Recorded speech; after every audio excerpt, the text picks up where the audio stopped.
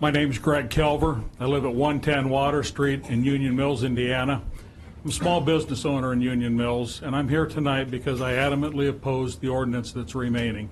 You know, I appreciate that you've removed the noise ordinance. I appreciate that you've removed the weed ordinance, but there's still a huge problem with the remaining portion of this.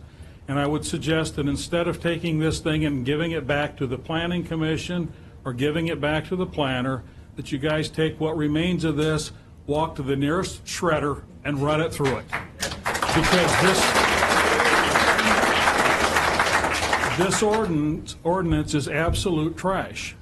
And the problem with this is I know that, you both think that you're, standing up, that you're protecting constitutional rights. But there's a whole lot of libertarians, and I think if you would have walked over across, to the square tonight, you would have had probably 90% of the people that were out there would believe that this ordinance is unconstitutional at its core.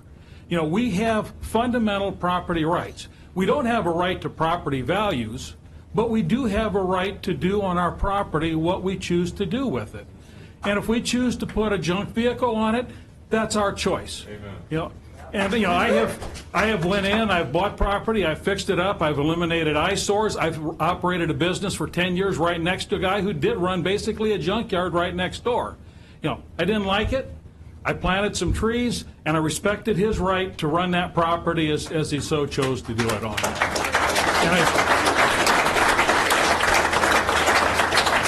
And I think more than anything else, you guys have got to realize that this is it's a shortcut around the Constitution. Whether the other communities have these ordinances or not, it is a shortcut that bypasses our constitutional protections.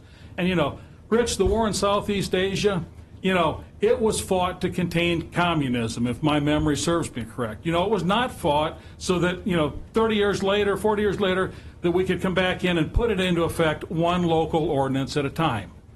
And so I would highly recommend, you guys have got ordinances in place, you've got laws in place that you can actually enforce. If it's truly a nuisance, there are ways of enforcing that through the Sheriff's Department, Trustee's Office, wherever, that you can take care of true nuisances on there. And I would suggest that you guys go back, look at that, figure out a way to deal within the framework of the existing laws before you put a new level of bureaucracy in place in LaPorte County. So, thank you for listening. Thank you for listening.